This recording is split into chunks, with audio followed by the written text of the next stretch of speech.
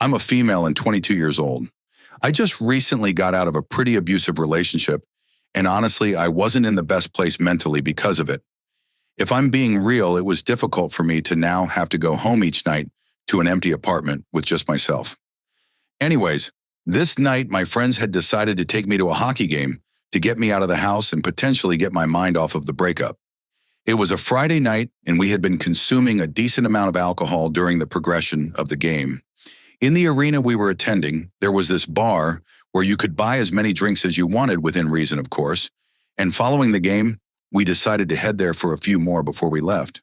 It was a busy night, especially considering the game was coming to a close, so the line was decently long. During the duration of the time I was patiently waiting, I had started to speak with a couple guys right next to me. Shortly into the conversation, one of them spoke up and asked for my phone number.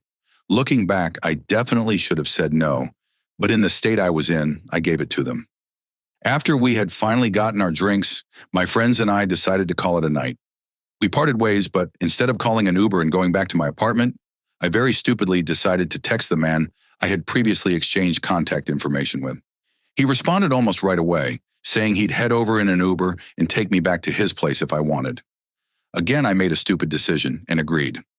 Eventually, he showed up and we were off back to his place, though the drive was a good 45 minutes. When we arrived, I quickly realized we were practically in the middle of nowhere. We weren't anywhere close to the city anymore, and as I looked around, I realized no other property was in sight. Quite honestly, without context, I easily would have mistaken his house for an abandoned building. It was that bad. But regardless, being as intoxicated as I was, I quickly disregarded all my suspicion and followed the man to the front door. As we entered, I quickly realized how clean the place looked from the inside, like think hospital level clean, even down to the smell. Without even offering, he quickly poured us a glass of seemingly expensive red wine. I thought nothing of it at the time, and from what I remember, he poured it right in front of me and even drank some himself. Though that was the last memory I had of that night. The next thing I knew, I was in a bedroom with the sun now clearly shining through the window. The noise of a shower running quickly filled my ears. I was groggy and dazed when I woke up, but I slowly began piecing together where I was, who I was with, and just the overall situation I was in. As it came back to me, I realized I needed to leave immediately. I frantically began to search for my cell phone, clothes, and wallet, but it was no use, I couldn't find them. I rushed out of the bedroom in the hopes to just leave unnoticed prior to this man getting out of the shower, but as I was leaving, my heart sank into my stomach. All of the furniture and floors were completely covered with plastic shower curtains, which I distinctly remember not being there prior to me blacking out the night before. I quickly noticed all my personal belongings were placed neatly on the kitchen counter alongside a knife that clearly wasn't a kitchen knife, but rather a hunting knife or something like that. This encounter happened back in 2007 when I was 20 years old. I'm a female and I didn't get my driver's license until January of that year. So now being able to drive myself opened a lot of doors for me. And because of that, I took a lot of solo road trips to my friend's house that was a couple states over. I remember one time specifically I was driving alone on an interstate on a random day in July on my way to visit my friend for a long weekend. Her parents were away and we had the house to ourselves and were planning on drinking, hot tubbing, and to overall just have a good time. It was a Friday and I'd left a lot later than I wanted to, like it was dark at this point, and being a new driver and driving in the dark made me pretty uneasy. After a few hours, I stopped at a gas station to fill up and get some snacks for the last part of my drive. I was heading into the store when a man, maybe in his early 40s, approached me. He was only around 5 feet tall and had on a plain black tee and jeans with dark brown hair. I noticed he had come out of a black pickup truck and only moments ago parked a few spaces away from my car. The guy had a super intense stare that immediately creeped me out. As he caught up to me, he tried starting a conversation by asking if I was from the area where I was headed and if I knew of anything fun to do. I quickly replied with no, shaking him off as just another creepy dude. Though surprisingly, he then invited me to go play mini golf or catch a movie with him.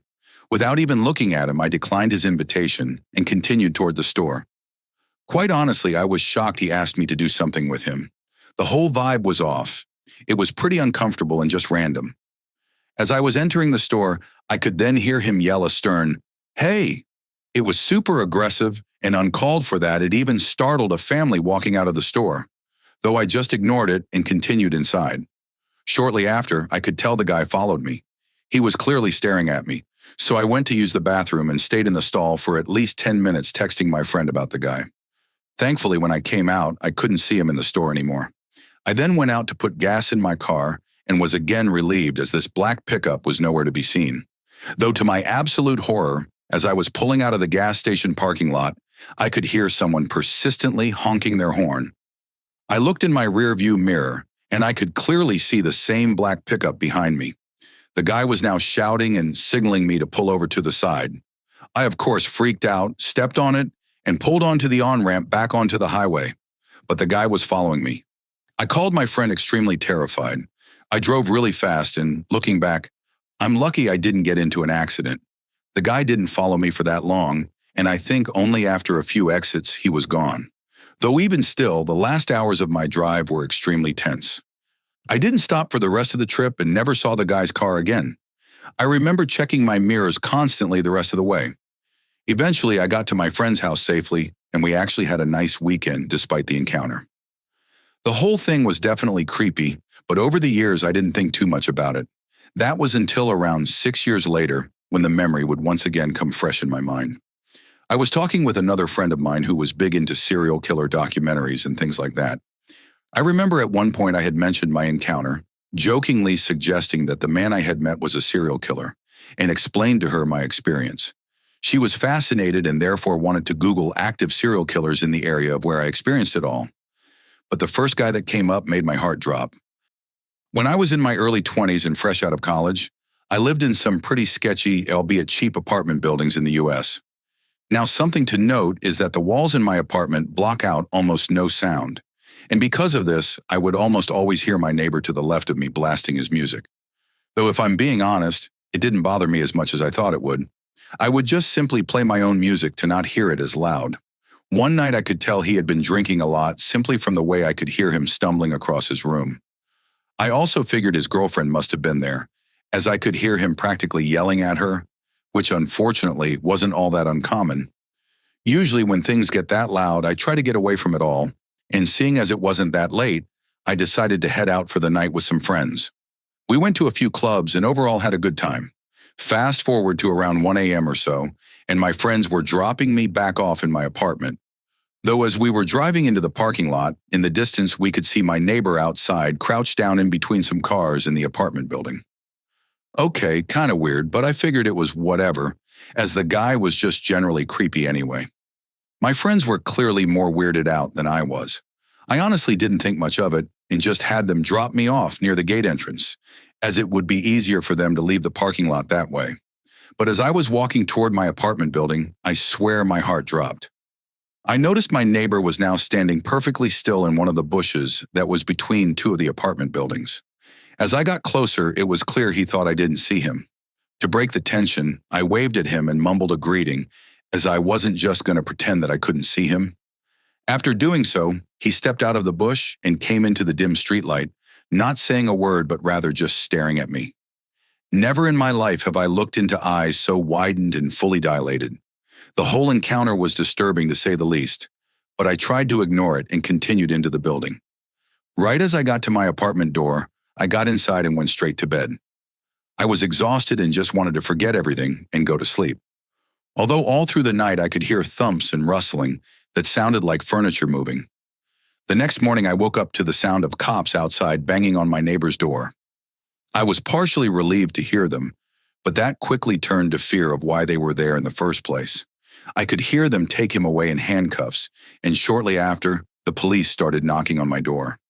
They asked me when the last time I had talked to or seen him was, and without hesitation I told the officer everything that had happened the other night. The yelling, the noises, the encounter in the parking lot, and even the rustling sounds all night. But what I was told next will forever haunt me. I was told that my neighbor had brutally murdered his girlfriend that night. They said he dragged her body outside and into a nearby ditch behind the apartment buildings. And that's when I realized that the other night I was looking at a person who had just taken another human being's life. I honestly felt terrible for the woman. To this day, what disturbs me most is how close I was to death, quite literally, and how he could have ambushed me out of insanity since he was just waiting in the darkness when I walked up. I moved into a different apartment in a better part of town shortly after the occurrence.